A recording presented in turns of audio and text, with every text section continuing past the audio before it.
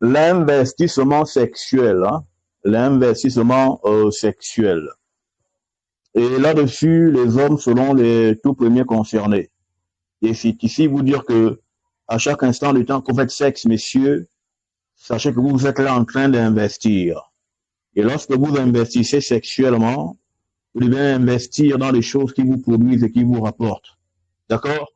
Donc, n'allez pas comme ça vous enfuir dans des caveaux vaginaux, hein? Voilà, juste pour avoir le goût pour le goût. Ça ne fait pas de vous quelqu'un qui va grandir. On a le goût, et ce goût doit être un goût bénéfique, hein? Voilà. Le sexe est un investissement. Toutes les transpirations que vous transpirez pendant le sexe doivent vous rapporter quelque chose à la fin de ce match, de cet investissement. C'est pourquoi il est impératif qu'un homme soit fort aux fesses, hein? Si tu es un mouilleur, j'insiste à le dire, viens me voir, j'ai des bouteilles, hein?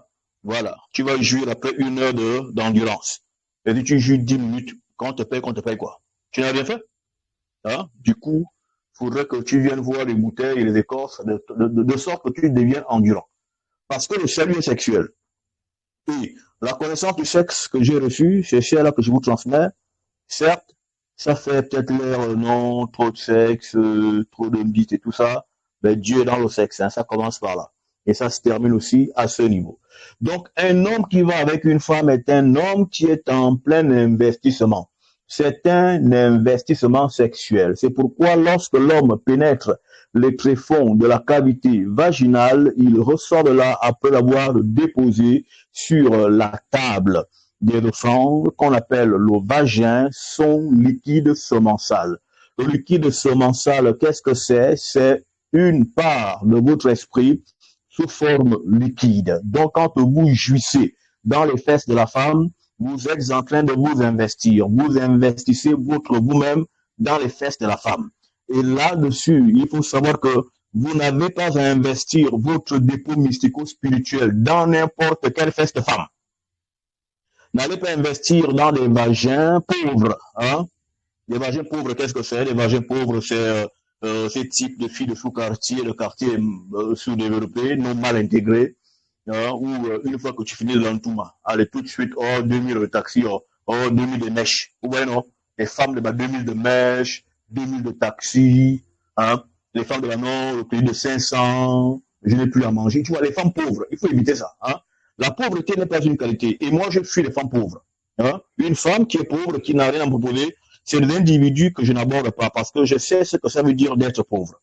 Et je ne vais pas retourner dans l'entrejambe d'une pauvresse. Hein? Je cherche des femmes qui sont vaginalement riches parce que la richesse d'un homme commence dans les fesses d'une femme. Un vagin riche garantit le succès d'un homme. Et c'est quoi un vagin riche? C'est un vagin rempli de vibrations positives et constructives. Un vagin pauvre, c'est un vagin qui a de l'endurance, hein, qui a déjà une histoire, hein, un vécu. Un vagin qui a du vécu, on a Piné, Obama a Piné, Moutinga a Piné, Tsubosi a Piné, Kumba a Piné, tout, hein, c'est-à-dire qu'on a une littérée de gars qui sont passés dans tes fesses.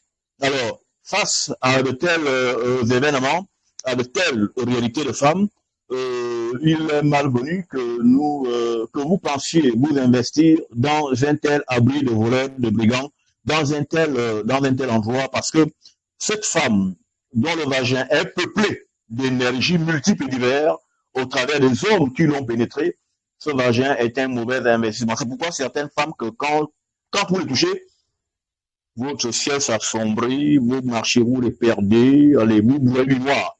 Parce que vous avez été investir votre esprit, votre identité mystico-spirituelle dans des fesses qui n'en valent pas la peine, des fesses qui ont eu du chemin, des fesses de bordel finalement, et dans les fesses du bordel, il n'y a rien de riche. Qui sait que la perdition, parce que les fesses pauvres, les pauvres sont absorbants. Ils sont absorbants, ils demandent que donne-moi, donne-moi, donne-moi. Donc, sachez que il y a un mystère dans la cavité vaginale, il y a des vagins pauvres. Les vagins pauvres, ce sont les vagins des bordels, des femmes qui couchent partout, hein, pour un petit billet, elles s'adonnent. Donc, voici donc des vagins pauvres. Ce sont des vagins finalement, voilà, qui ont une profusion d'informations ces informations qui sont en fait des informations du bas. Un vagin peut vibrer positivement, tout comme il peut vibrer négativement. Et quand il vibre positivement, c'est quand il a été gardé sain ou quand il a été assaini.